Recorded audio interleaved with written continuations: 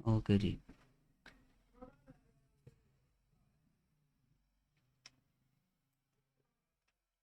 अच्छा, इसके अंदर ऐसा है कि पहले आप जो है ना क्वेश्चन करें। अच्छा, वो जो आप कह रहे थे कि डिलीट नहीं हो रहा, सबसे पहले उसको देखते हैं, ठीक है। इसको मैं ज़रा नीचे कर दूं और इसको भी नीचे कर दूं। ये कितनी सी खुली है। और यहाँ पर एक मिनट जस्ट।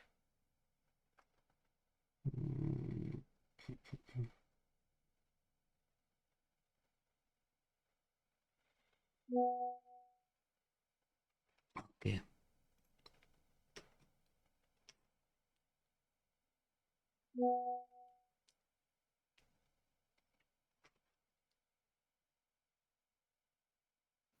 सर ये जो हमारे एरर्स आ रहे हैं ये कब कवर करवाएंगे?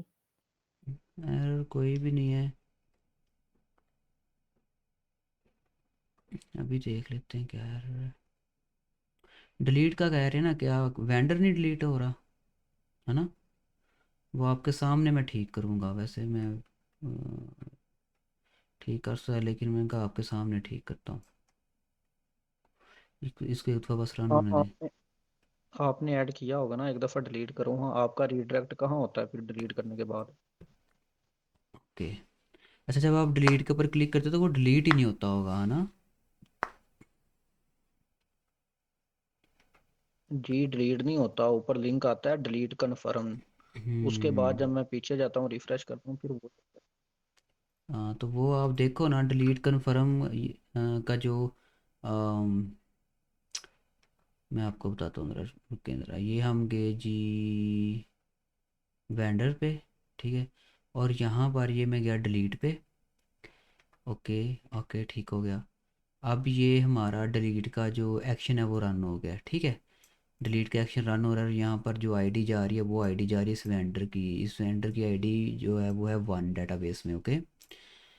रूट मैंने आपको अच्छे से समझाए हुए हैं। खैर, अब जब मैं डिलीट के ऊपर क्लिक करता हूँ तो ये जा रहा है डिलीट कन्फर्म्ड पे, ठीक है। ये कौन सा क्या नाम लिखा हुआ है? देखिए, मैंने बताया था पहले होता है कंट्रोलर का नेम और फिर होता है एक्शन मेथड का नेम। तो कंट्रोलर है हमारा vendor, action method delete confirmed. तो इसका ये चांस है कि यहाँ पर नेम गलत लिखा हुआ है, कोडिंग के अंदर, प्रोग्रामिंग के अंदर नेम बस गलत लिखा गया हुआ है। लाइक एक्शन का नेम में भी कन्फर्म और मैंने कन्फर्म लिख दिया हो, इस तरह का कोई इशू होगा। सो यहाँ पर गए, यहाँ पर वेंडर और डिलीट कन्फर्म, तो वेंडर कंट्रोलर में जाएंगे। वेंडर वेंडर कहाँ पे गया? कंट्रोलर आ गए हमारे, और इसके अंदर वेंडर ये रहा। अच्छा जी, अब इसके अंदर ये देख, डिलीट कन्फर्म्ड नेम तो ठीक है। डिलीट कन्फर्म्ड क्या एरर दे रहा है? Know web page was found for the web address. Okay, web page नहीं मिल रहा इसको।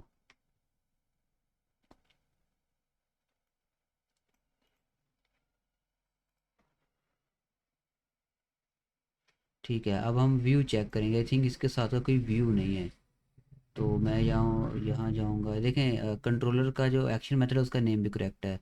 तो अब बाकी बचता है व्यू, ठीक है।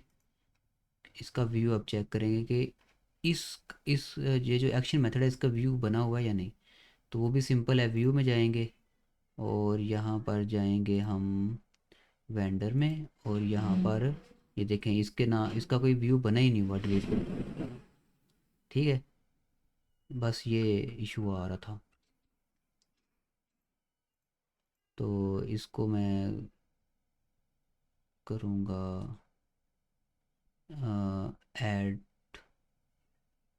व्यू, ठीक है। और यहाँ पर एम्प्टी ऐड, ठीक हो गया। और यहाँ से इसका नेम भी कॉपी करना पड़ेगा पहले मुझे, तो नेम मैं यहाँ से कॉपी कर लेता हूँ।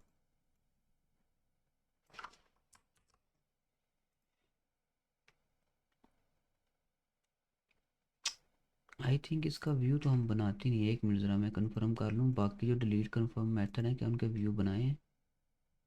क्योंकि मुझे नहीं लगता इसका हम व्यू बनाते हैं।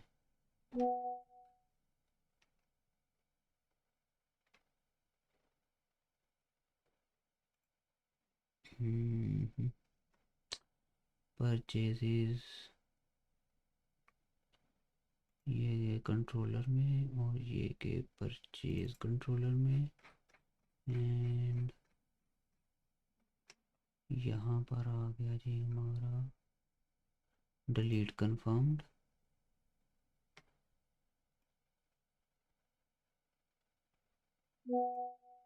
ओके,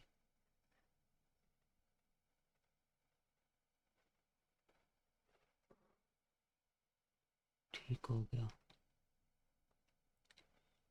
वापस आए वेंडर पे।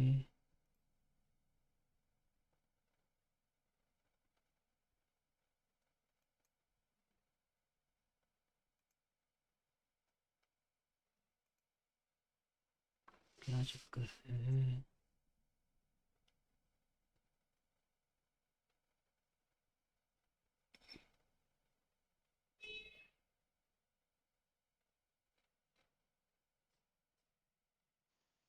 वैसे ना इसका जरूरत भी नहीं है, सर ने ये तो नहीं कहना कि वेंडर डिलीट करें। हाँ नहीं वो तो कहना, लेकिन इसको हम देख रहे हैं।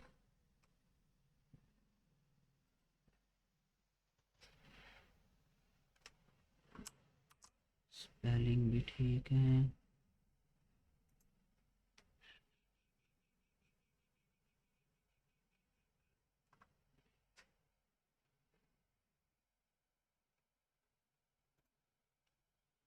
डीबग मोड में रन करना पड़ेगा मुझे।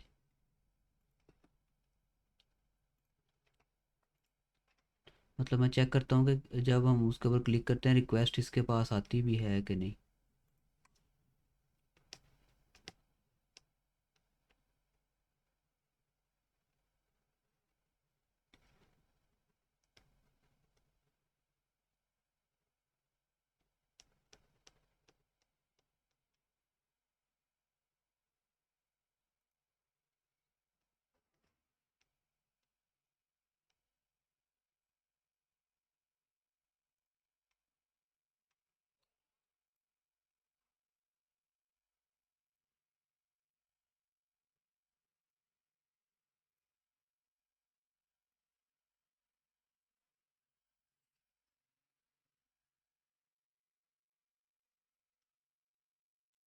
रिक्वेस्ट ही नहीं उसके पास गई ना। Delete confirm.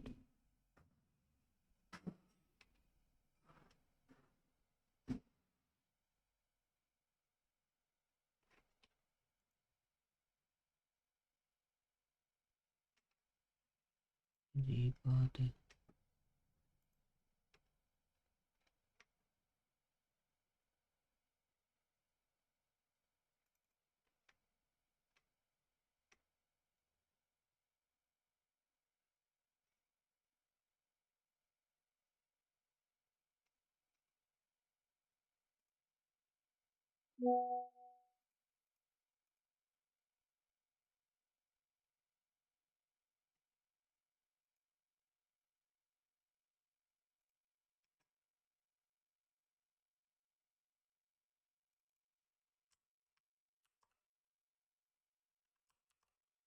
Vendor wait, vendor contact vendor dot find async ID. Okay, if vendor is not equal to null contact dot vendor dot remove vendor. Okay, and redirect to action। Okay,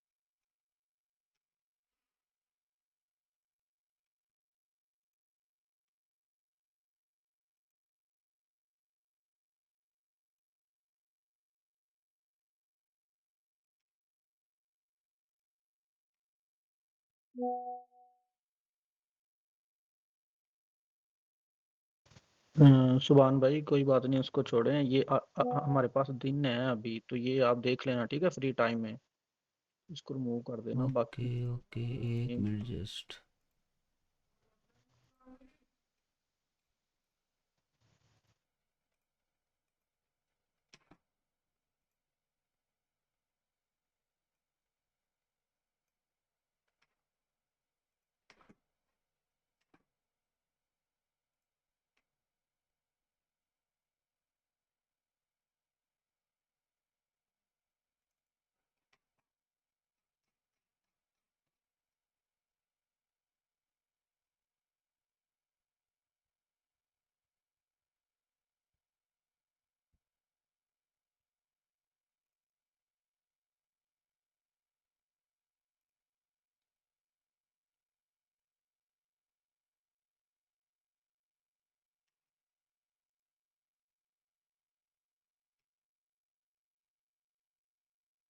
employ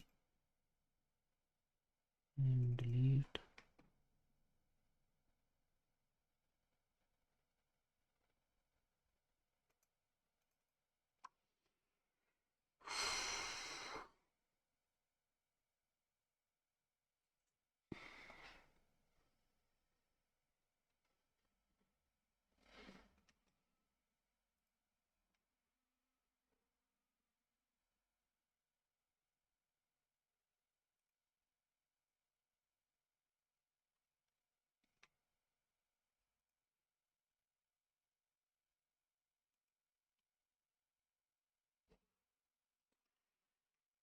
ji,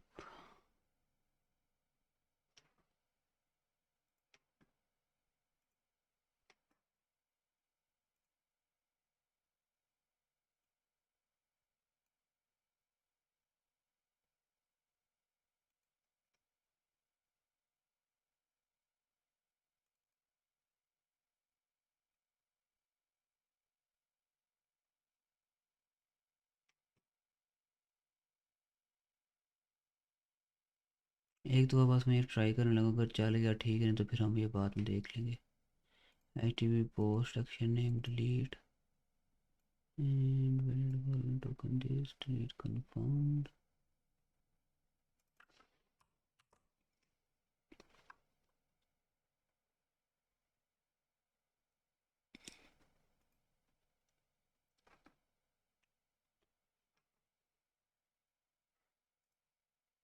view error यहाँ पर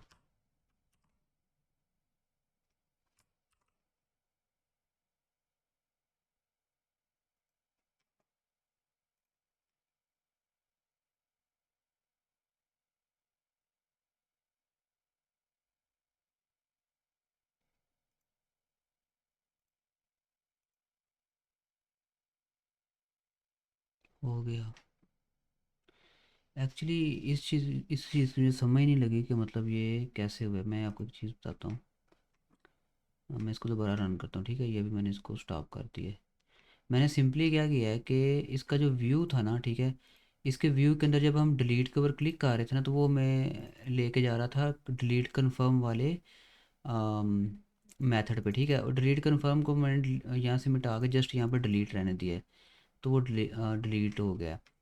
लेकिन जब अगर यहाँ पर हम देखें, कहाँ पर गया है इसका कंट्रोलर। ये तो हो गया एम्प्लॉय का, ये था परचेज का, और ये था वेंडर का। ओके, बाकी को मैं ज़रा क्लोज कर दूँ।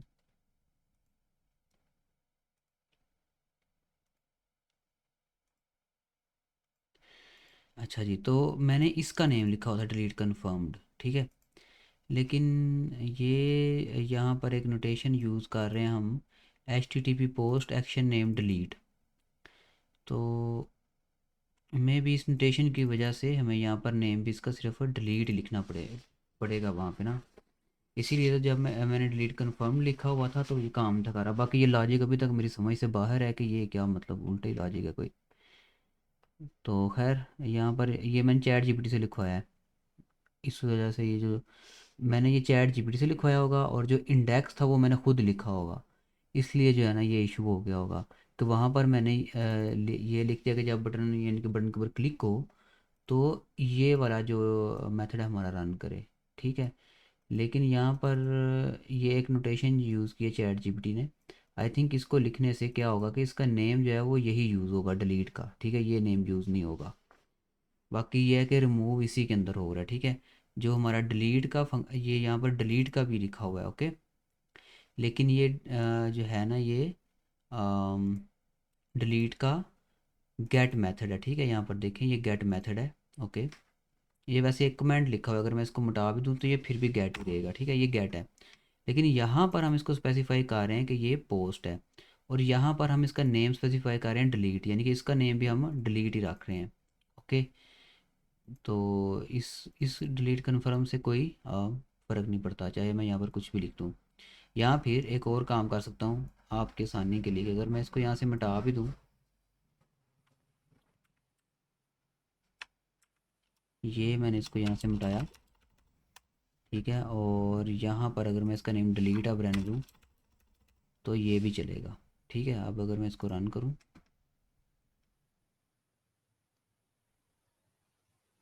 एक्चुअली ये अप्रोच होती है जो मैंने अब किया ना, ये असल में अप्रोच ये है। Error can not open the final project, the process can not access the final. ये पता नहीं ये क्या एरर आ जाता है, इट्स यूज़। ये यहाँ पर ना ये एक एरर आ रहा है, ये एप्लीकेशन का एरर नहीं है, ये अ, मतलब विजुअल स्टूडियो का एरर है। इसको मैं क्लोज़ कर रहा हूँ और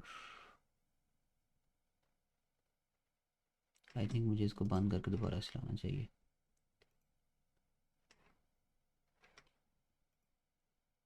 ठीक है, अब मैं इसको रन करता हूँ।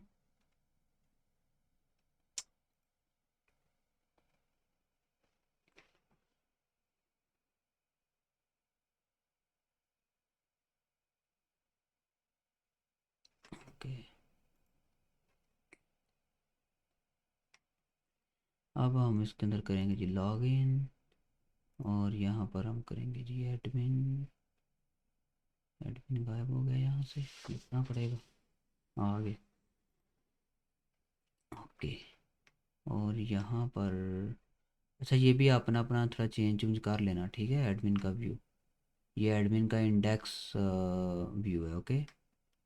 यहाँ पर देखें जब कंट्रोलर का नेम शो हो रहा हो और उसके कुछ ना शो हो रहा हो तो वो फिर हमारा इंडेक्स होता है, ठीक है, इंडेक्स व्यू होता है। इंडेक्स व्यू का नेम यहाँ पे शो नहीं होता। यहाँ पर हम गए वेंडर में और यहाँ पर ऐड न्यू वेंडर, ओके। और यहाँ पर क्रिएट, और ये अगर मैं डिलीट करूँ और यहाँ पर डिलीट करूँ तो ये डिलीट हो जाएगा, ठीक है। तो वो क्या है कि हम नोटेशन के अंदर भी नेम दे सकते हैं इसका, एक्शन का, ओके, ठीक है। यानी कि यहाँ पर हम नेम जो मर्ज़ी रखते हैं, लेकिन अगर यहाँ पर नोटेशन के अंदर मैं एक्शन नेम लिख दूँगा, एक्शन नेम की नोटेशन लिख दूँगा लाइक दिस, जैसे पहले लिखी हुई थी ये, तो यहाँ पर फिर उसका नेम वही होगा जो यहाँ पर हम लिखेंगे और वही नेम यूज़ होगा, ठीक है, जो भी यहाँ पे लिखूँगा, ओके। ये हुआ था काम, आपको समझ लग गई होगी। खैर, इसके बाद अगर क्वेश्चन है वो वो पूछें। ना, एक मिनट, वो कौन सी जगह पर जाके लिखा था डिलीट है, वो तो दिखा दो एक दफा वीडियो में। यही है ना, वेंडर का कंट्रोलर आपने ओपन करना है, ठीक है। जी जी। वेंडर का अच्छा अच्छा, वो जो लिखा था वो एक्शन में। व्यू के अंदर जाके हमने करेक्शन की थी। जो डिलीट का व्यू था ना, वहाँ पे जाके लाइक यहाँ पर गए और यहाँ पे मैं सारी फाइलें क्लोज़ कर देता हूँ। ब्रिटिश गारमेंट में गए, व्यू के फोल्डर में गए और यहाँ पर गए हम वेंडर में, और वेंडर का डिलीट का व्यू, ठीक है। इसके अंदर यहाँ पर ये जो फॉर्म है हमारा, ठीक है, लाइन नंबर 19 से शुरू हो रहा होगा। यहाँ पर जो हमारा ASP एक्शन यूज़ हो रहा था वो हो रहा था कन्फर्म डिलीट का, ठीक है, डिलीट कन्फर्म का। उसको मिटा के हमें यहाँ पर जस्ट डिलीट लिख देना, इसके अलावा आपने कुछ नहीं करना। ये जो इतना लंबे बड़ा काम मैंने आप करके बताया वो कुछ नहीं करना, ठीक है। बस यहाँ से आके आपने ये डिलीट का जहाँ पर डिलीट लिखा है यहाँ पर डिलीट फिर होना चाहिए, फिर ठीक है, ओके। अब सर ना मेरी एक बात दफा सुनिए। जी जी। जी सर बोले। ये और सर ये ऑर्डर हिस्ट्री पे क्लिक करती हूँ तो लोकल हाउस का इशू आ रहा है। लोकल होस्ट का इशू आ रहा है, स्क्रीन शेयर करें।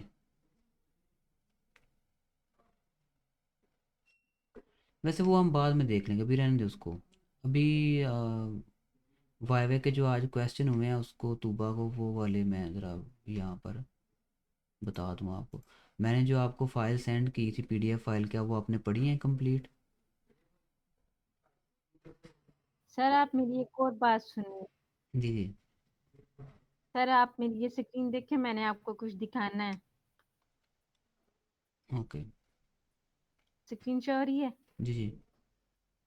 सर ये मेरा ब्रिटिश गवर्नमेंट है, यहाँ पे ये प्रोडक्ट आपको नजर आ रही है। हम्म। सर ये मैं जब देखिए मैं लॉगिन कर रही हूँ। ये आपकी प्रोडक्ट की इमेज नहीं लोड हो रही, इमेज के सर अंदर आप कोई मेरी इशू बात होगा। सुनिए ना। एक मिनट मैं आपको बताती हूँ कि हो क्या रहा है मेरे साथ। सर ये मैं प्रोडक्ट में गई। हम्म। Sorry sorry. ये अभी तक आपने ये एडमिन पैनल अच्छा हो गया जी। एक मिनट। सर ये मैं प्रोडक्ट, ये जो मेरी थर्ड प्रोडक्ट है ना, हम्म। मैं इसको डिलीट करती हूँ तो ये देखें ये क्या इशू आ रहा है। ये देखें। The release statement conflict with the reference country foreign की कार्ड प्रोडक्ट। सर एडिट भी करती हूँ तो कोई चेंजिंग नहीं आती है इसमें। ये पिक्चर कार्ड भी अब आप शो। डेटाबेस में से जाकर डिलीट कर दें। ठीक है, बैक करें ज़रा, ये वाली प्रोडक्ट डेटाबेस में जाकर डिलीट करें एक दफ़ा।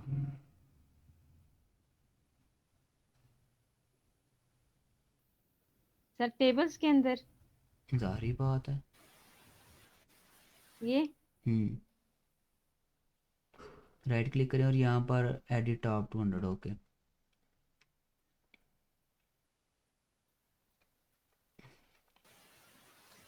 सर मेरा भी एक क्वेश्चन। सर ये जी कौन जी, सा इसके करना बाद है? मैं सुनता हूँ। देखें ना, जो सी प्रोडक्ट आपको तंग कर रही है ये उसको वाला। डिलीट करें। सर ये वाली। हाँ, इसको यहाँ पर आए ना, ये प्ले बटन यहाँ पर बना हुआ है शुरू पे बिल्कुल, यहाँ पर राइट क्लिक करें। एरो। हाँ हाँ, यहाँ पर राइट क्लिक करें, डिलीट कर दें इसको। ये इस तरह से हम यहाँ से डाटाबेस से रिकॉर्ड डिलीट कर सकते हैं इजीली। और यहाँ पर ही मैं आपको एक और बात बता दूँ डाटाबेस के रिलेटेड, कि अगर वो यहाँ पर पूछते हैं आपको कि किस तरह से डाटाबेस को आपने सेलेक्ट करना है, क्वेरीज वगैरह चला के दिखाएं, तो आपने क्या करना है, सिंपली किसी भी टेबल के ऊपर राइट क्लिक करना है, प्रोडक्ट के टेबल पर राइट क्लिक करें ज़रा। सर ये डिलीट नहीं हुआ। करें ज़रा, दोबारा करें।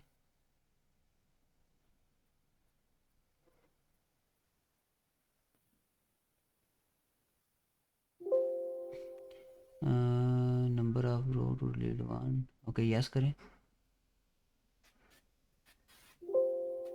एक minute, no row were related three.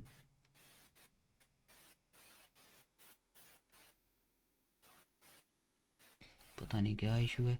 Okay पे क्लिक करें।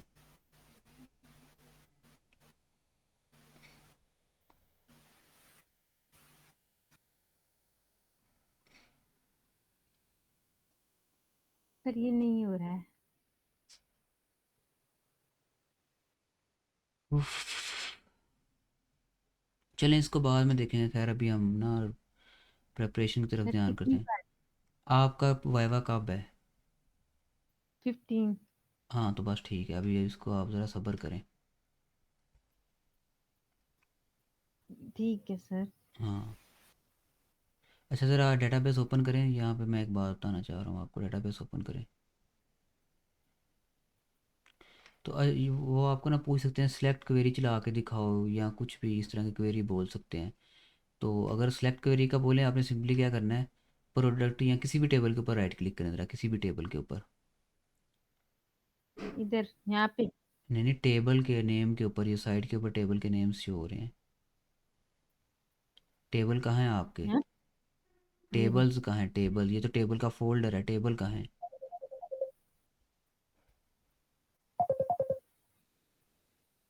ये हैं आपके टेबल। क्या हो गया आपको? कार्ड्स, कैटेगरी, प्रोडक्ट, पर्चे DBO जिनके शुरू के ऊपर लिखा हुआ ये सारे आपके टेबल ही हैं।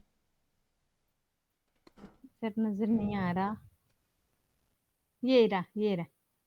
चलो जी, ये साइड पे हैं, साइड पे। ये जहाँ पे फाइल आपने टेबल ही तो ओपन किए हैं, क्या हो गया आपको? ये साइड के ऊपर। ये रहा। मेरी बात सुने, आपने ये प्रोडक्ट का टेबल कहाँ से ओपन किया है? सर यहाँ से। इसके बाद? ये रहा। हाँ तो ये टेबल है, वो तो फोल्डर है ऊपर, टेबल तो ये है। समझ जी लगी है? अब ये सारे टेबल हैं जिनके शुरू के ऊपर DBO आ रहा है, DBO डॉट ये, DBO डॉट वो, ये टेबल है, जी ठीक जी है। और जी। यहाँ पर आप आए सेलेक्ट टॉप 1000 रोज के ऊपर। अब यहाँ पर आपने देखना है कि ऑटोमेटिकली एक क्वेरी लिखी जाएगी, ठीक है। अगर जो मैंने फाइल सेंड की जी अगर आपने वो पढ़ लें तो आपको डेटाबेस का पूरा नॉलेज आ गया होगा आपके पास वैसे। यहाँ पर ऊपर देखें सिलेक्ट क्वेरी लिखी गई है खुद ही, सिलेक्ट टॉप 1000 और ID name description price from के बाद ब्रैकेट के अंदर डेटाबेस का नेम है, उसके बाद .dbo, ठीक है, और .प्रोडक्ट्स। ये ऊपर देखें ज़रा ऊपर वाली विंडो में, हाँ जी ये, इसे हम कहते हैं जी सिलेक्ट क्वेरी। ये डाटा को डेटाबेस में से जस्ट सिलेक्ट करने के लिए हम यूज़ करते हैं। यहाँ पर आप इसको एडिट नहीं कर सकते, ठीक है। जी जैसे वहाँ पर मैंने आपको बोला था ना एडिट कर लो, तो यहाँ पर इस क्वेरी को चेंज करके यहाँ पर आप प्रोडक्ट, ये जहाँ पर प्रोडक्ट्स लिखा है, इधर से टेबल को चेंज करके और ऊपर से कॉलम्स वगैरह को चेंज करके, ठीक है। तो ये इस क्वेरी को जिस तरह मर्जी रन कर सकते हैं, चाहे इसमें से आप ये साइज़ वाला एंड वाला, आपके पास साइज़ लिखा हुआ है ना पैरामीटर, जी सिलेक्ट क्वेरी के अंदर एंड वाला पैरामीटर देखें ज़रा, फ्राम से पहले। जी। ये। हाँ इसको साइज़ को मिटा दें, फिर साइज़ वाला टेबल यहाँ पर लोड नहीं होगा। तो ये क्वेरी इस तरह से काम करती है। कंप्लीट मिटाएं, ब्रैकेट भी हम्म, मिटाएं, उसके बाद कामा भी। क्या करना सर? ये वाली लाइन जो अभी जिस लाइन के ऊपर साइज़ लिखा है, ये पूरी लाइन मिटा दें।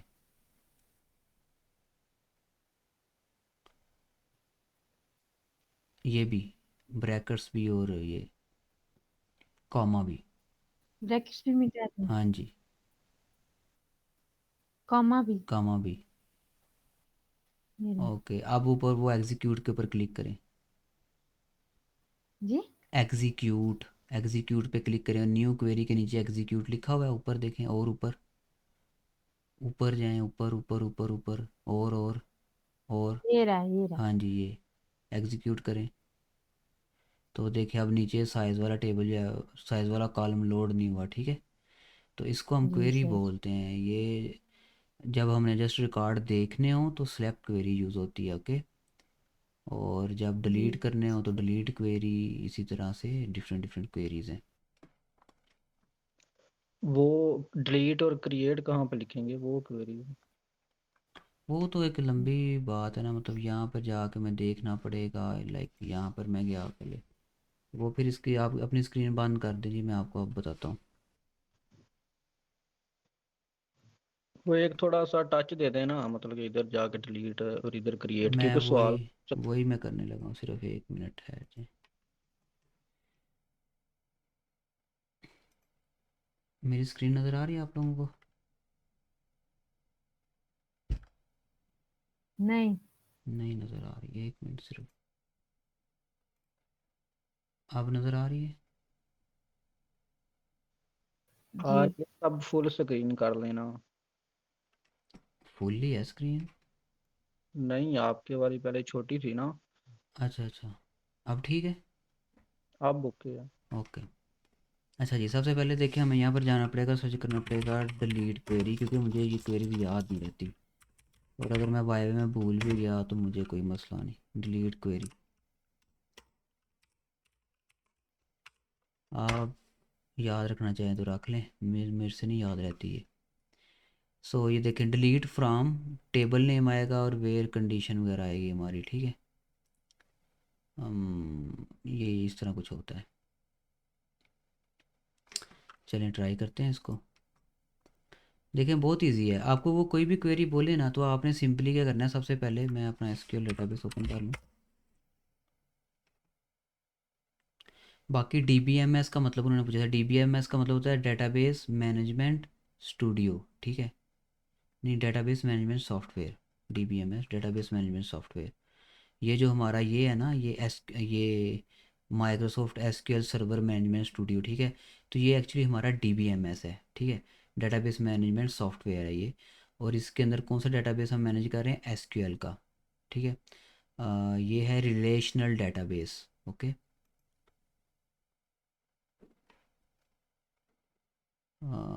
यहाँ पर हम जाएंगे जी डेटाबेस में, और यहाँ पर ये ब्रिटिश गवर्नमेंट में, और यहाँ पर टेबल्स। अब अगर मुझे वो लेट्स सपोज कहते हैं कोई क्वेरी रन करके दिखाओ, तो मैं क्या करूँगा? फ़र्ज़ करें वो मुझे कहते हैं जी आप कैटेगरी डिलीट करके दिखाओ, ठीक है, या कोई भी आप किसी भी टेबल की बोलते हैं, आपने सिंपली क्या करना है, उसी टेबल के ऊपर जाना है। अगर मुझे लेट्स सपोज वो कैटेगरी का बोलते तो मैं यहाँ पर जाऊँगा कैटेगरी में। लेकिन इससे काफ़ी सारे एरर्स भी आ सकते हैं, डाटा मुझे काफ़ी सारा चेंज करना पड़ेगा। खैर मैं कार्ड कैटेगरी को नहीं छेड़ता, क्योंकि वो कैटेगरी प्रोडक्ट के साथ भी लिंक है, इसलिए फिर वो ज़्यादा गड़बड़ हो जाएगी। खैर मैं उसको नहीं छेड़ूंगा, मैं अभी वेंडर्स को छेड़ लेता हूँ। यहाँ पर जाऊँगा, एडिट टॉप 200 रोज़ पे जाऊँगा, और यहाँ पर पहले से कोई एडमिन ऐड नहीं है, तो मैं पहले यहाँ से एक कर लेता हूँ ऐड, ठीक है। अब इसके दो तरीके हैं, मैं यहाँ पर ये न्यू क्वेरी भी लिख सकता हूँ वैसे, ठीक है। इसके लिए मैं करूँगा यहाँ पर क्लिक, और इसको मैं ऐसे ऊपर रहने दूँगा, और यहाँ पर मैं सिलेक्ट ये लिख लेता हूँ, ठीक है। इससे क्या होता है कि एक क्वेरी हमें लिखाई मिल जाती है, जैसे यहाँ पर देखें, ठीक है, ये मिल गया हमें। अब यहाँ पर मैं इंसर्ट इनटू की क्वेरी लिख सकता हूँ। डाटा जब हमने डेटाबेस के अंदर इंसर्ट करना होता है, उसके लिए ये क्वेरी होती है इंसर्ट।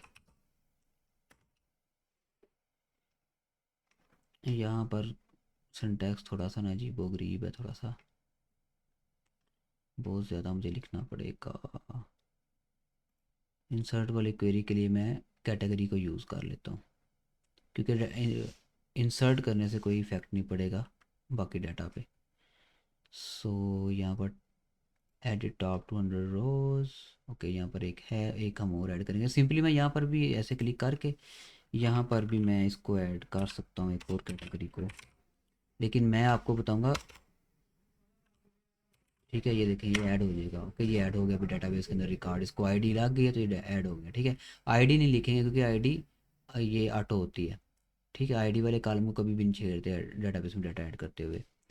तो यहाँ पर ये ऐड हो गया, ठीक है, लेकिन मैं आपको बताऊँगा क्वेरी के थ्रू। सो मैं यहाँ पर क्लिक करूँगा, एडिट, सॉरी, सेलेक्ट टॉप 1, ठीक है, 1000 रोज, और यहाँ से टॉप 1000 इसको मिटा दूंगा, सेलेक्ट को मिटा दूंगा, और यहाँ पर हम लिखेंगे इंसर्ट,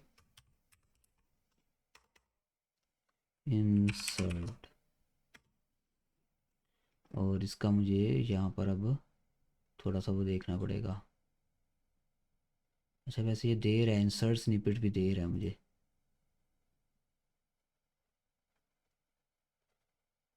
इसको मैं दफ़ा मारता हूँ, पता नहीं किस तरह होगा। खैर मैं जाता हूँ जी यहाँ पे,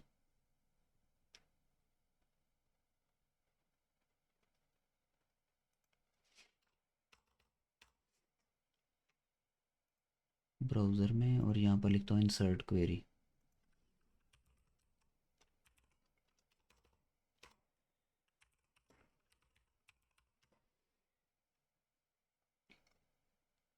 इंसर्ट इनटू, तो ये कुछ इस तरह से काम करती है।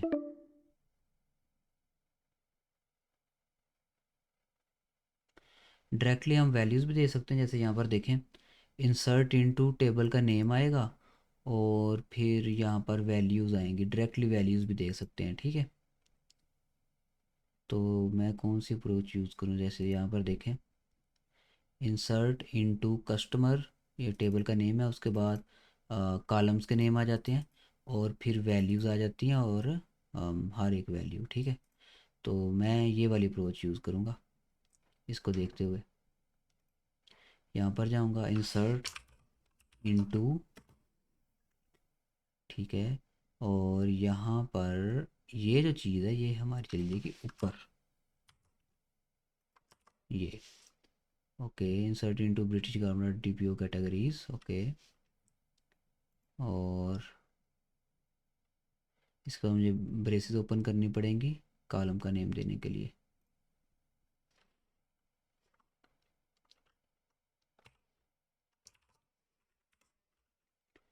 कॉलम का नेम हमारा नेम ही है।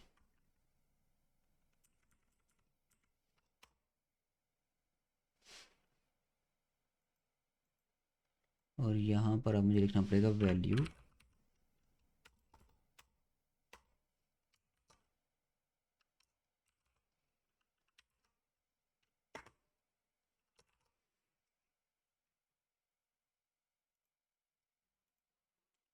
एक्चुअली जो यहाँ पर लिखा हुआ है ना सिंटैक्स, ये ज़रा डिफरेंट है, और ये जो हमारा DBMS है ना माइक्रोसॉफ्ट का, इसके अंदर ज़रा डिफरेंट है। और यहाँ पर मैं वैल्यू पास करके देखता हूँ होता है कि नहीं। ब्रैकेट के अंदर हमें वैल्यू देनी पड़ेगी और इसके आगे ये आएगा। हम्म,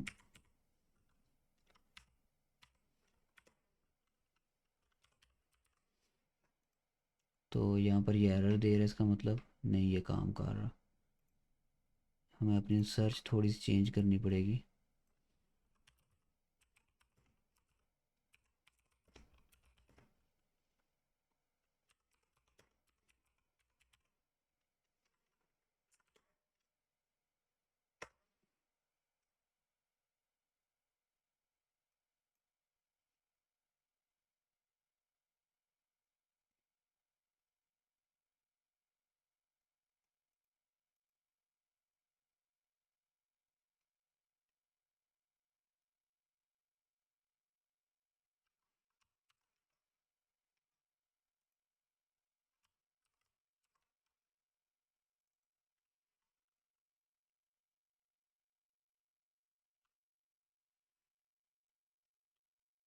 इंसर्ट इनटू,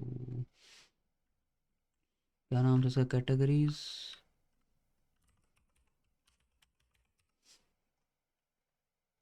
अच्छा अब ठीक है, यहाँ पर उसने दे भी दिया। ओके ये सिलेक्ट हो गया। एंड यहाँ से मैंने यहाँ पर कॉलम का नेम अब लिखेंगे ना हम, तो वो है जी नेम। ओके ठीक है, कॉलम का नेम भी अब हमें दे रहा है। और यहाँ पर अब हम एक वैल्यू पास कर देंगे।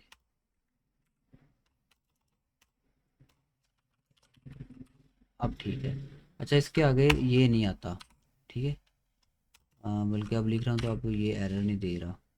अब इसको हम एग्जीक्यूट करते हैं, यहाँ से एग्जीक्यूट करेंगे। वन रो अफेक्टेड, इसका मतलब है कि ये ऐड हो गया है। अगर यहाँ पर आ जाए ना वन रो अफेक्टेड या ठीक है इस तरह अफेक्टेड आ जाए तो इसका मतलब हो गया ऐड।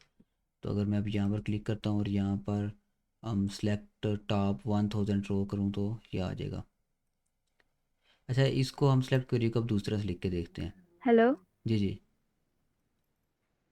हेलो जी जी हेलो हेलो।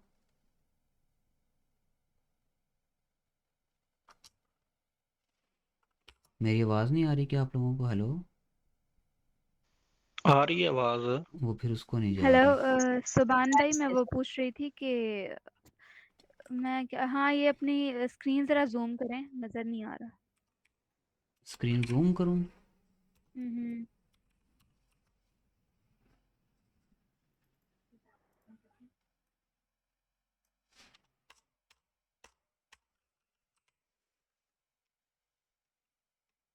स्क्रीन जूम मैं किस तरह से करूँ? अब ठीक है।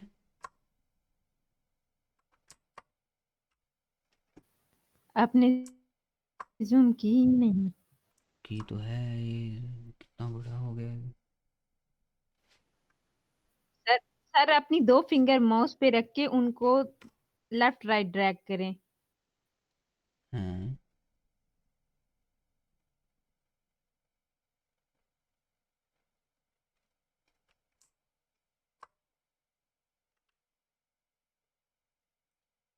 आई थिंक ये काफ़ी अब विजिबल हो गया है।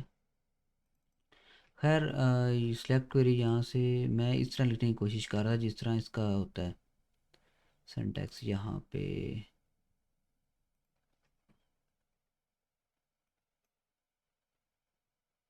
एक मिनट, सिलेक्ट क्वेरी की भी देख लूँ। सिलेक्ट क्वेरी,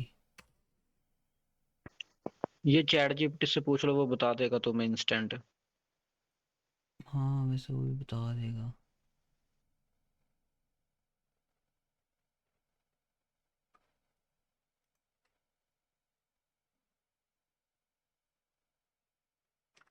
अजीब है।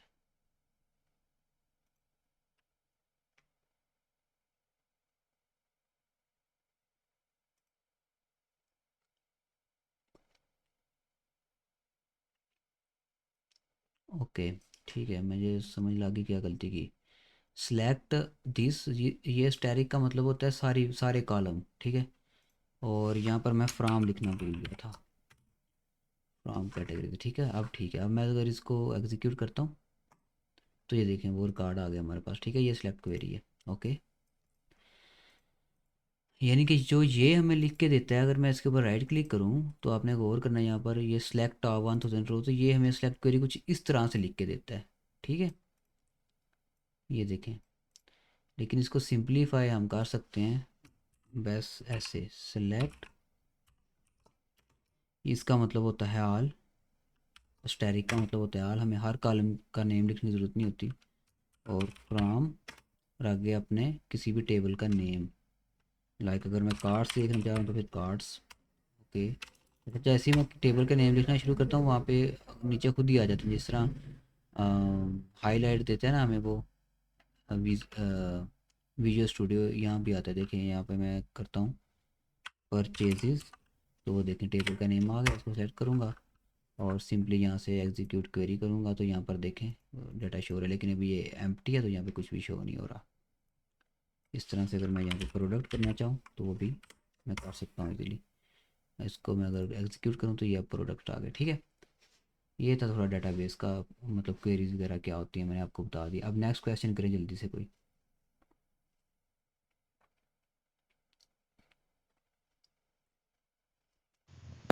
एक डिलीट की भी क्वेरी इधर लगाना। डिलीट, ठीक है, ओके। देखें डिलीट की क्वेरी हम कुछ इस तरह से लगाएंगे कि देखें यहाँ पे डिलीट में मैं स्टार नहीं लिख सकता, क्योंकि अगर मैं स्टार डिलीट के अंदर यूज़ करूँगा तो फिर सारा जो है ना सारा डाटा डिलीट हो जाएगा। तो उसके अंदर हम क्या करेंगे, फ्राम प्रोडक्ट और इसके फ्राम के आगे हम एक और कीवर्ड यूज़ करेंगे वेयर का, वेयर आईडी, ठीक है। तो आईडी के हिसाब से हम डिलीट करेंगे। यहाँ पर मैं आपको क्या डिलीट करके दिखाता हूँ, एक चलिए आपको प्रोडक्ट डिलीट करके दिखाता हूँ। वैसे इस तरह मुझे डिलीट नहीं करनी चाहिए क्योंकि प्रोडक्ट लिंक्ड है। सो प्रोडक्ट डिलीट करने के बजाय मैं यहाँ पर कोई वेंडर वगैरह डिलीट करता हूँ। वेंडर यहाँ पे कोई नहीं है, मैं कोई ऐड कर लेता हूँ यहाँ पे, and company name this and contact number this and email and mail, और यहाँ पर एड्रेस कुछ भी, ओके ठीक है। ये बन गया, ठीक है एक, ओके। और इसकी आईडी है 3। अब इसकी आईडी को यूज़ करते हुए मैं अब इसकी कमांड लिखूँगा डिलीट क्वेरी, ओके। सो यहाँ पर इसको हम नो करेंगे क्योंकि हम इसको सेव नहीं करना चाहते।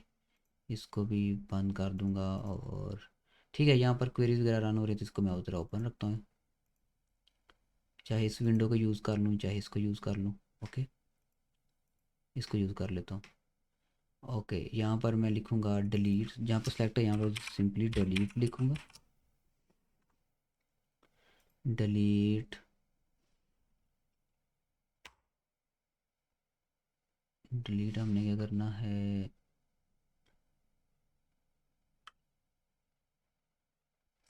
एक मिनट ज़रा मैं देख लूँ query, delete query, delete delete delete, ये रही delete from table name where, okay हो गया, ठीक है। यानी कि डिलीट फिर टेबल का नेम और वेयर कंडीशन, तो ये कंडीशन है इसके अंदर हम लिखेंगे आईडी, आईडी को स्पेसिफाई करेंगे, जैसे यहाँ पर customer name is equal to this, लेकिन हम आईडी यूज़ करेंगे, ज़्यादा टाइप नहीं करना पड़ेगा। So delete from categories where, where, अच्छा छोटे लफ्ज़ों में लिखने से काम चल जाता है, वेयर आईडी, यहाँ पर देखें आईडी मेंशन हो गई, इज़ इक्वल टू क्या थी आईडी बोला, कैटेगरीज, अच्छा कैटेगरी भी मैं कैटेगरी डिलीट कर देते हैं, ठीक है। वैसे मैं आपको ये डिलीट करके दिखाने लगा था, तो चलें पहले ये इसको ही करते हैं। लेकिन इसका टेबल नेम है वेंडर, तो यहाँ पर मुझे वेंडर लिखना पड़ेगा, वेंडर, ठीक है। ये आ गए वेंडर्स, वेयर आईडी, आईडी है उसकी 3, ओके। इतना लिखना काफ़ी आई थिंक। और अब मैं इसको एग्जीक्यूट करता हूँ और यहाँ पर आ गया 1 रो अफेक्टेड, इसका मतलब रिकॉर्ड डिलीट हो गया है। अगर मैं यहाँ पर क्लिक करूँ और इसको मुझे रीलोड करना पड़ेगा। रीलोड बार बार करने की बजाय मैं करता हूँ इसको यहाँ से बंद कर देते हैं, और यहाँ पर मैं जाता हूँ वेंडर के पास और इसको सिलेक्ट टॉप 1000 रोज करता हूँ। तो यहाँ पर आप देख सकते हैं कोई रिकॉर्ड शो नहीं हो रहा, यानी कि वो डिलीट हो गया है। और अब मैं आपको एक और डिलीट करके दिखाता हूँ, और इधर मैं एक क्वेरी लिखता हूँ, सेलेक्ट ऑल फ्रॉम कैटेगरीज। ठीक है, इसको एग्जीक्यूट करते हैं, और यहाँ पर ये वाले अब मैं डिलीट करूँगा। ओके, ये इसकी आईडी है 3। ठीक है, तो बाय आईडी भी डिलीट कर सकते हैं, अब बाय नेम करता हूँ, ठीक है, ताकि आपको और अच्छे से समझ आ जाए। ओके, डिलीट फ्रॉम, अब हमने कहाँ से डिलीट करना है डाटा, कैटेगरीज में से। तो यहाँ पर कैटेगरीज, ठीक है, वेयर यहाँ पे आईडी, पहले हम आईडी का प्रॉपर्टी यूज़ करते हुए डिलीट करते थे, अब नेम का यूज़ करते हुए। ठीक है, तो यहाँ पर मैं टाइप करना शुरू करूँगा नेम, तो देखिए यहाँ पर उसने कॉलम का नेम खुद ही दे दिया नेम। इसको यहाँ सेलेक्ट करूँगा, इक्वल, और यहाँ पर इन कॉमास के अंदर हम लिख देंगे नेम। तो क्या डिलीट करना चाह रहे हैं, किड्स, तो ये एज इट इज़ लिखना पड़ेगा, के कैपिटल। ठीक है, के सेंसिटिव लिखना पड़ेगा हमें, KIDS। ठीक है, इस तरह लिखा हुआ ना वहाँ पर, यहाँ पे ऐसे लिखना पड़ेगा। चाहे मैं आईडी से कर लूँ या नेम से कर लूँ। ठीक है, तो इस दफ़ा नेम से कर रहा हूँ, एग्जीक्यूट। ओके, 1 रो अफेक्टेड, मतलब क्वेरी ने रन हो गई क्वेरी। और यहाँ पर अगर मैं आऊँगा और इसको दोबारा से रन करूँगा, तो यहाँ पर ये किड्स वाली नीचे से गायब होगी। ठीक है, और कोई क्वेश्चन? और ये जो आपने किया है डिलीट का, ये जो अभी मेरा नहीं हो रहा था टेबल डिलीट, ऐसे हो जाएगा? जी, ये तो डेटाबेस है ना, तो हमारा डाटा जो शो हो रहा होता है वेबसाइट पे, वो यहीं से तो जाके शो हो रहा होता है, यहीं पे आगे स्टोर हो रहा होता है, यहीं से फिर आगे वो शो होता है। तो अगर यहाँ से करेंगे वहाँ से भी हो जाएगा, लेकिन यहाँ से मैं इसलिए नहीं आपको रिकमेंड करता, क्योंकि देखें यहाँ पर फॉरेन कीज़ लगी हुई है ना। ठीक है, एक टेबल के अंदर दूसरे टेबल की फॉरेन कीज़ लगी हुई हैं, तो वो फिर इस तरह से एप्लीकेशन डिस्टर्ब होती है। जी। हम्म। ठीक है, फिर सर मैं आपको बाद में दिखा दूँ। हाँ हाँ, वैसे एक अप्रोच है, अब मुझे समझ लगी एक्चुअली आप क्या पूछना चाह रहे हैं, कि वो जो डेटाबेस में से डाटा डिलीट नहीं था हो रहा है प्रोडक्ट का, तो वो ऐसे मतलब डिलीट क्वेरी लगा के डिलीट होगा कि नहीं, अब मैं समझा है ना। लेकिन वो आप बाद में पूछना भी नहीं। अच्छा, और कोई क्वेश्चन? अच्छा, ये जिस तरह ये इस तरह किया है, एक सवाल भी आया था इस तरह के, वो एक प्रोजेक्ट था उसमें इम्प्लॉय की ये आईडी डिलीट करें, इम्प्लॉय मतलब कि ये डिलीट करें जाकर डेटाबेस में से। हाँ, तो वो हो जाता है एम्प्लॉय, जाकर देखो डेटाबेस में उसकी आईडी क्या है। ठीक है, जैसे अगर लेट्स सपोज कि ये एम्प्लॉय है, मैं इसके ऊपर राइट क्लिक करता हूँ, सेलेक्ट टॉप 1000 रोज कर लूँ या कुछ भी, बस मैंने आईडी देखनी है। तो यहाँ पर मेरे पास कोई एम्प्लॉय है ही नहीं, अगर होता तो यहाँ पर जितने एम्प्लॉय हैं उनकी आईडी यहाँ पर शो हो रही नहीं थी। ठीक है, तो उसकी हमने क्या लिखनी थी, एसक्यू ये क्वेरी, कि डिलीट फ्रॉम टेबल का नेम जो कि यहाँ पर है एम्प्लॉय, तो मैं यहाँ पर एम्प्लॉय लिखता, EMP। ठीक है, ये आ गया एम्प्लॉय। ये ना क्लास एंड हो रही है, दोबारा लिंक पेस्ट करना। अभी थोड़े और क्वेश्चन है, वो सॉफ्टवेयर जब रजिस्टर करते हैं ना तो वो कुछ ओपन आता है, वो ओके ओके ओके, कहता है कंस्ट्रक्टर के ना इधर मतलब कि दिखाएं आपने, कोड इसका, वो ओके, आपने इसी को दोबारा ज्वाइन करना है।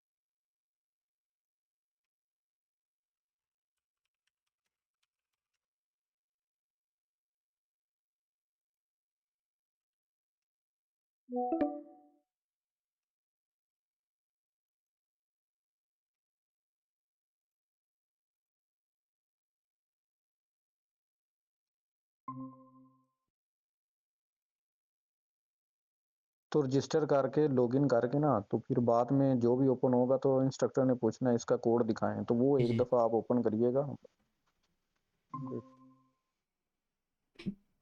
देखें वो मैं आपको ऑलरेडी सारा एक्सप्लेन कर चुका हूँ, उसको अब मैं अगेन तो नहीं एक्सप्लेन करूँगा। कोई और क्वेश्चन है तो वो पूछें।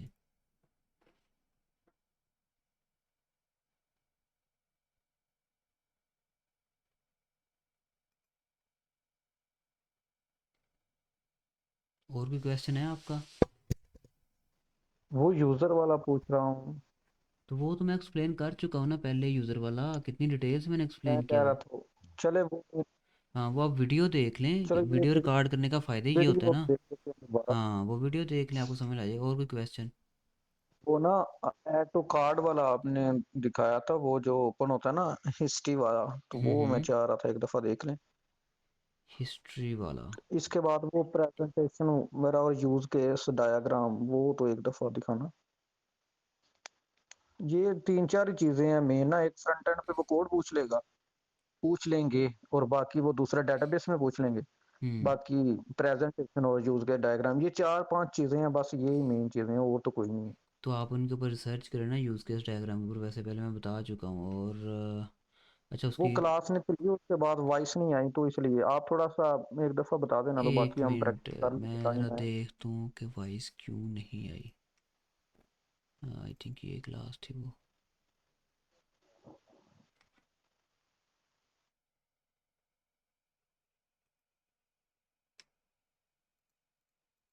हाँ इसके अंदर वाकई वॉइस ही नहीं रिकॉर्ड हुई हुई।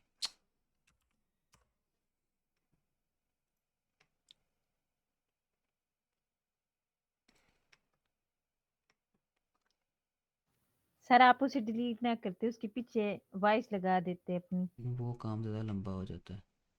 ठीक है, ये भी इसका एप्लीकेशन का आपका क्लियर है। आई थिंक मुझे अब और बताने की ज़रूरत नहीं है।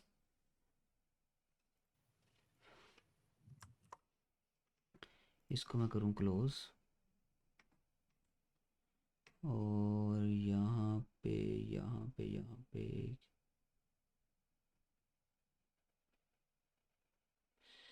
प्रेजेंटेशन।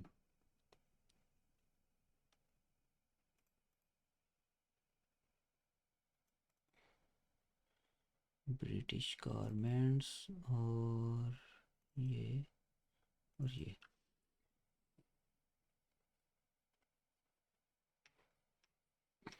सर हमने प्रेजेंटेशन में भी काफी चेंजिंग्स की हैं। ठीक है, वो आप अपनी मर्ज़ी के मुताबिक जो करना चाहें कर लें। ये इंट्रोडक्शन प्रोजेक्ट है, ये पढ़ लें, आपको समझ आ जाएगी, मुझे एक्सप्लेन करने की ज़रूरत नहीं है। ठीक है। बाकी ये हमारा प्रोसेस मॉडल है जिसको हमने यूज़ करते हुए, सॉरी डेवलपमेंट मॉडल है जिसको हम यूज़ करेंगे लाइक प्रोजेक्ट को डेवलप करने के लिए। इसकी जो जो डिटेल है वो आपने एसआरएस डॉक्यूमेंट के अंदर इसकी कंप्लीट डिटेल लिखी है, उसको बस आपने एक दफ़ा पढ़ना है, मुझे बताने की भी ज़रूरत नहीं है। ठीक है। अब दूसरे जो डेवलपमेंट मॉडल हैं वो है वाटरफॉल मॉडल है, स्पायरल मॉडल है, इस तरह एक और हैं दो तीन, लेकिन ये जो हमने यूज़ किया ये है वीयू प्रोसेस मॉडल। ओके, या वीयू डेवलपमेंट मॉडल इसको हम बोलते हैं।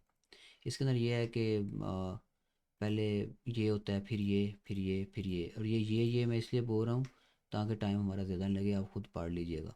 और यहाँ से एक, अगर लेट्स सपोज ये वाला फेज़ है, इस फेज़ से हम वापस इस फेज़ के अंदर भी जा सकते हैं। ठीक है, और इस फेज़ से इस फेज़ के अंदर भी जा सकते हैं, जिस तरह के ये आपको एरर शो हो रहे हैं। ठीक है, ये देखें। लेकिन यहाँ पर डायरेक्टली हम इस फेज़ से इस फेज़ के ऊपर नहीं आ सकते।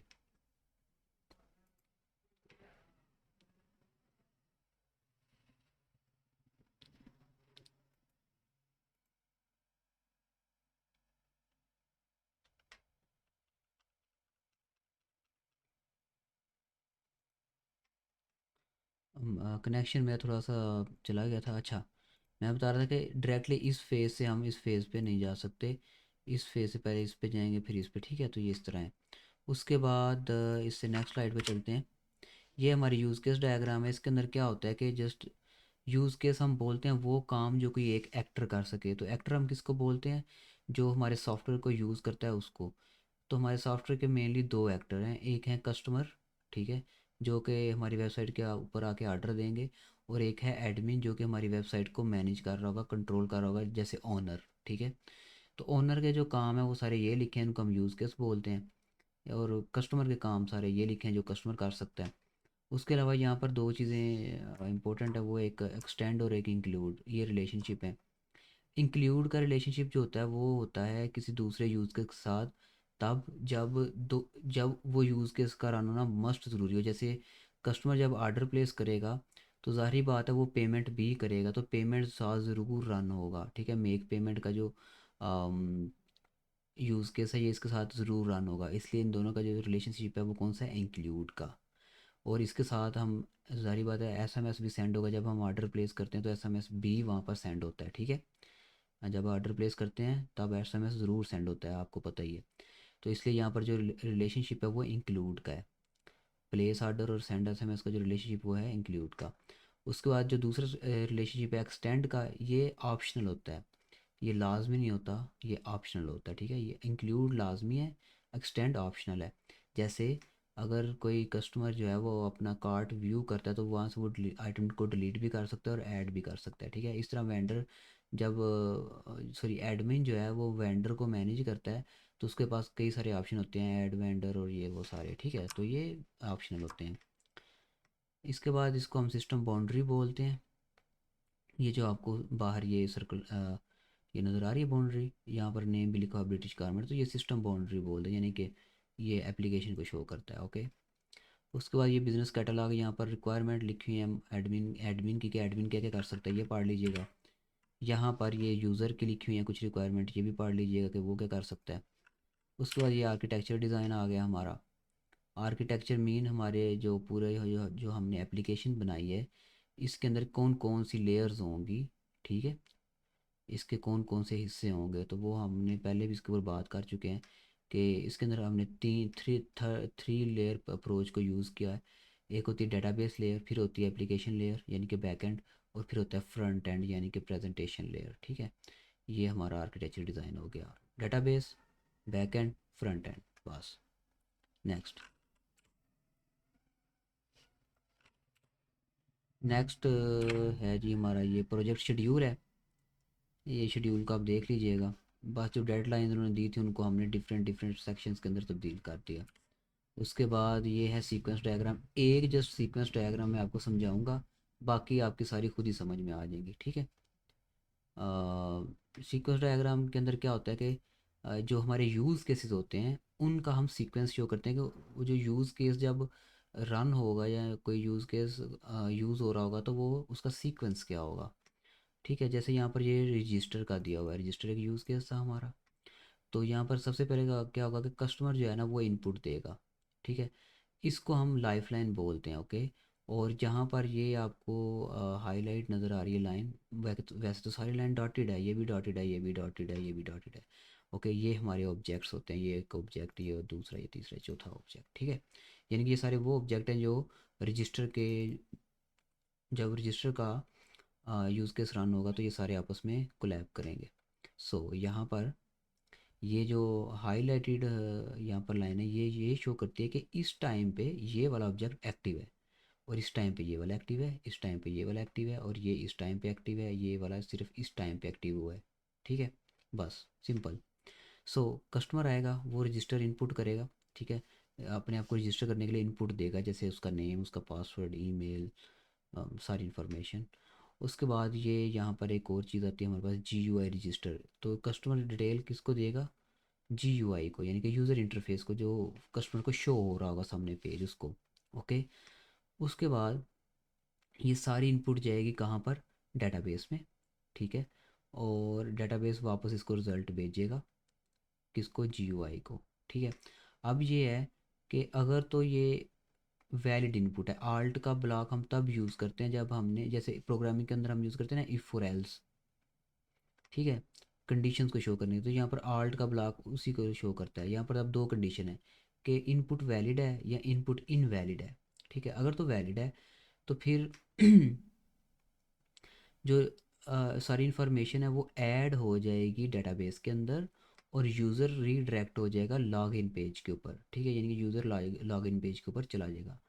लेकिन अगर यहाँ पर इनवैलिड इनपुट है तो फिर यहाँ पर क्या हो रहा है कि GUI जो रजिस्टर है हमारा, जो रजिस्टर का पेज होगा उसके ऊपर एक ना एरर मैसेज शो हो जाएगा, और ये यूज़र को एरर मैसेज शो कर रहा है, एंटर करेक्ट इन्फो, यानी कि एंटर करेक्ट इन्फॉर्मेशन, ठीक है। तो ये यूज़र को शो कर रहा है।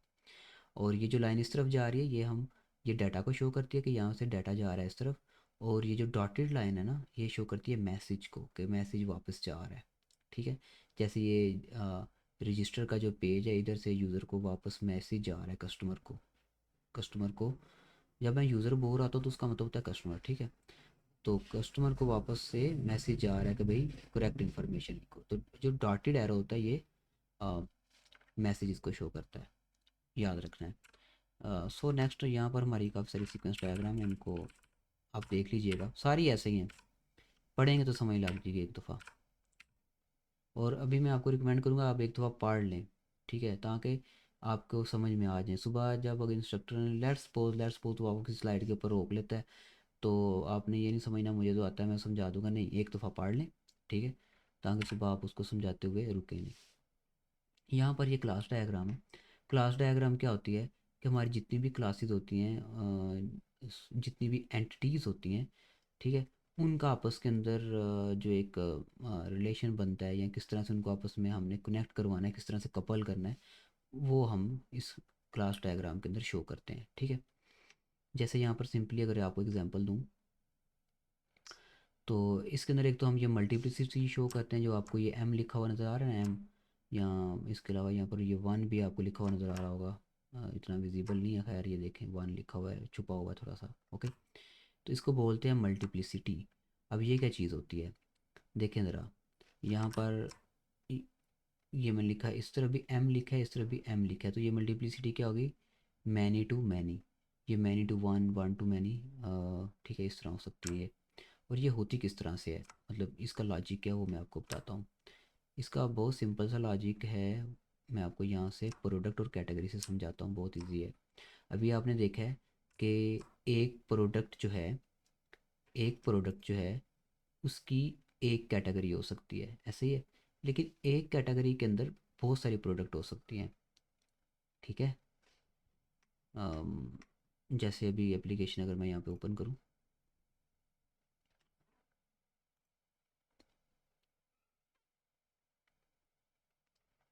और इसको मैं रन करूँ, बल्कि रन क्या करना है आपको पता ही है कि जो एक प्रोडक्ट है हमारी, जब हम उसको क्रिएट करते हैं तो उसको हम एक ही कैटेगरी दे सकते हैं, या मैन की या वुमेन की, ऐसे ही है ना। ठीक है, तो इस उसके अलावा ये है कि एक जो कैटेगरी है वो तो हम ज़्यादा प्रोडक्ट्स को साइन कर सकते हैं ना। लाइक ये देखें, अगर मैं यहाँ पर मैन पे क्लिक करता हूँ तो ये कितनी सारी प्रोडक्ट्स आ गई हैं। ठीक है, ओके, ज़्यादा सारी प्रोडक्ट आ गई हैं कि एक कैटेगरी के अंदर एक से ज़्यादा प्रोडक्ट्स हो सकती हैं, लेकिन एक प्रोडक्ट की एक ही कैटेगरी, ऐसा नहीं है कि अगर मैं वुमेन पे क्लिक करूँ तो फिर भी वही प्रोडक्ट शो हो रहे हैं, अगर मैन पे करूँ तो फिर भी वही प्रोडक्ट शो हो रहे हैं, या मतलब कोई डुप्लीकेट प्रोडक्ट ऐसा नहीं है जो यहाँ भी शो हो और यहाँ भी शो हो, नहीं ऐसा नहीं है। क्यों, क्योंकि एक प्रोडक्ट को हम एक ही कैटेगरी दे सकते हैं। सो यहाँ पर वही मल्टीप्लिसिटी शो करती है, जैसे यहाँ पर देखें, एक जो प्रोडक्ट है उसकी कैटेगरी कितनी हो सकती है, वन, ओनली वन। और एक जो कैटेगरी है उसकी प्रोडक्ट कितनी हो सकती हैं, मैनी। ठीक है, तो ये इस तरह से काम करता है, बाकी आप इसको यहाँ से भी देखना ऐसे ही होगा। उसके अलावा इस यहाँ पर आपको ये एक छोटा सा ना ये आइकन नज़र आ रहा होगा, इसको हम बोलते हैं इसका रिलेशनशिप। ये काफ़ी टाइप के होते हैं, कंपोजिशन है, एग्रीगेशन है, ये आप पढ़ लीजिएगा, फाइल्स के अंदर भी लिखा होगा। तो ये जो सिंबल है ना ये कंपोजिशन को शो करता है। कंपोजिशन का क्या मतलब होता है कि ये वाली जो प्रोडक्ट क्लास है, ठीक है, प्रोडक्ट क्लास, इसका एक जो ऑब्जेक्ट है वो कैटेगरी क्लास के पास है, दैट्स इट, सिंपल, बहुत सिंपल। ठीक है, बस ये मतलब होता है। जैसे यहाँ पर कौन सी ऑर्डर की हम एग्जांपल लेते हैं, कहाँ गया, ये रहा, ऑर्डर ये रहा। अच्छा, ये डेटाबेस डिज़ाइन ओपन हो गया, ये था। ऑर्डर की एग्जांपल लेते हैं, ठीक है। तो जो ऑर्डर एक क्लास है, वैसे यहाँ पर ये ना मैंने स्पेसिफाई नहीं किया, ऑर्डर की जो क्लास है इसके अंदर क्या क्या आएगा, इसके अंदर पेमेंट की डिटेल आएगी। ठीक है, तो पेमेंट का एक ऑब्जेक्ट इसके पास होगा। इसी तरह से इसके पास ये सेल, बल्कि नहीं, सेल इनवाइस के पास इसका एक ऑब्जेक्ट होगा ऑर्डर का। सो क्योंकि सेल इनवॉइस हम किसकी जनरेट करते हैं, ऑर्डर की, तो ऑब्वियसली ऑर्डर का जो ऑब्जेक्ट है वो इसके पास आएगा। ठीक है, एक ओके। आप जो ऑर्डर का रेफरेंस जो है वो हमने सेल इनवॉइस के अंदर पास किया होगा, तभी सेल इनवॉइस हम क्रिएट कर सकेंगे, क्योंकि यहाँ से इंफॉर्मेशन यहाँ पर लेके आनी है हमें। ठीक है, तो ये एग्रीगेशन का मतलब ये होता है। उसके बाद नेक्स्ट एंटिटी रिलेशनशिप डायग्राम, इसके साथ जस्ट एंटिटीज़ के रिलेशनशिप होते हैं। ये जो एक टेबल है ना हमारा, ये वाला, ठीक है, ये जो क्लास है, क्लास को ही एक्चुअली हम एंटिटी भी बोलते हैं। ठीक हो गया। बेसिकली हम एंटिटी या क्लास उस चीज़ को बोलते हैं जिसकी प्रॉपर्टीज़ होती हैं। जैसे एक कुर्सी है, कुर्सी की प्रॉपर्टी होती है कि उसकी हाइट क्या है, उसका मटेरियल क्या है, उसका वेट क्या है, उसकी प्राइस क्या है। तो कुर्सी क्या हुई, एक एंटिटी। ओके, लेकिन ये एक जनरल एंटिटी नहीं है।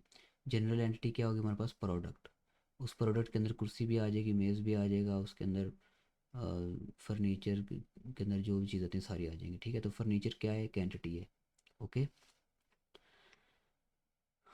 सो यहाँ पर एंटिटी के जस्ट रिलेशनशिप है, ये आप पढ़ लीजिएगा, बहुत सिंपल है। ये यहाँ पर इनकी प्रॉपर्टीज़ लिखी हुई हैं। जैसे एडमिन की क्या क्या प्रॉपर्टीज़ हो सकती हैं, एडमिन की आईडी है, मेल है, पासवर्ड है, एडमिन का नेम है, और admin view report, admin generate sales. अच्छा, यहाँ पर एक और चीज़ कि यहाँ पर ये आपको ये इस तरह के हेड नज़र आ रहे हो, ये देखें यहाँ पर ये एक इस तरह का निशान है और दूसरी तरफ इस तरह का, ये भी वही मल्टीप्लिसिटी है। वहाँ पर मैंने 1 और M से शो किया था। ये जो पंजा सा आपको नज़र आ रहा है ये मैनी को शो करता है, M। और ये जो आपको नज़र आ रहा है ये ऑब्वियसली ये 1 को शो करता है।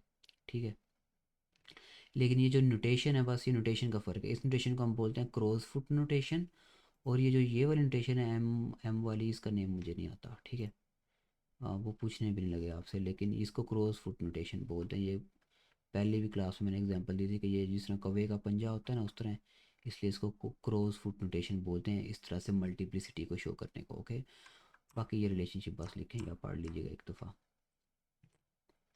उसके बाद है डेटाबेस डायग्राम। तो डेटाबेस डायग्राम इसी का मिरर होता है। ठीक है, यहाँ पर जो प्रॉपर्टीज़ लिखी हैं हर एंटिटी की, इसी का हम यहाँ पर टेबल बना देते हैं। जैसे आर्डर का हो गया, ठीक है, आर्डर अगर हम यहाँ पर देखें तो आर्डर कहाँ पे गया, ये रहा।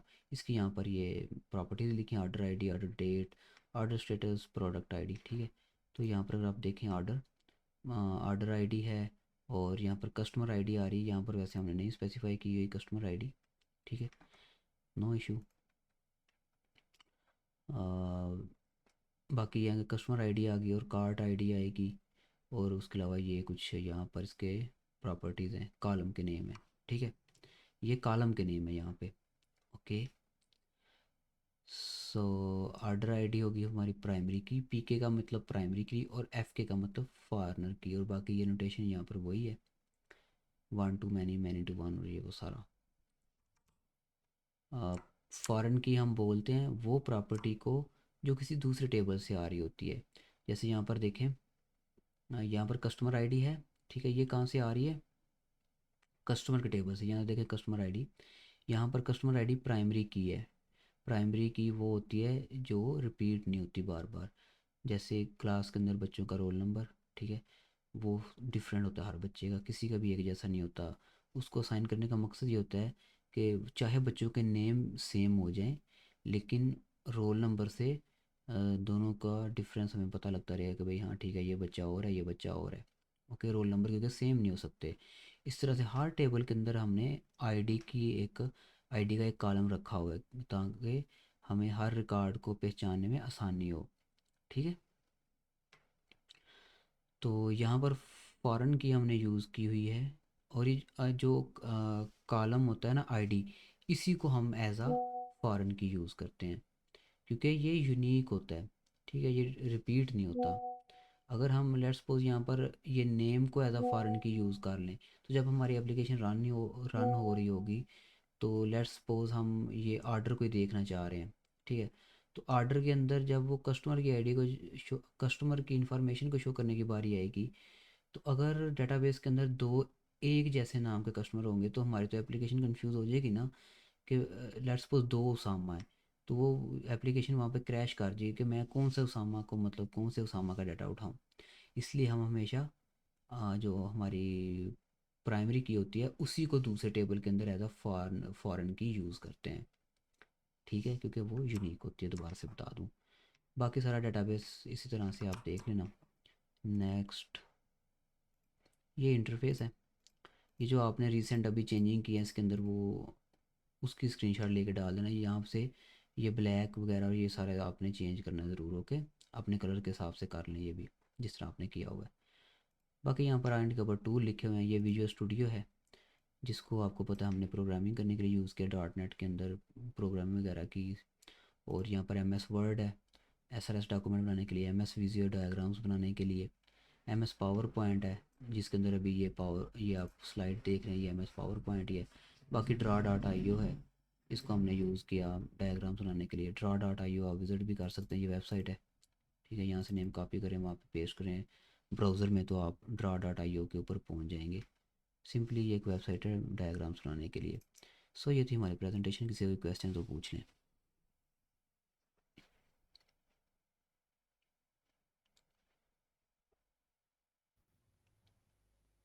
शुक्र है सर, आपने बता दिए कि हमने वो वेबसाइट की अच्छा, जो ये फ्रंट एंड है।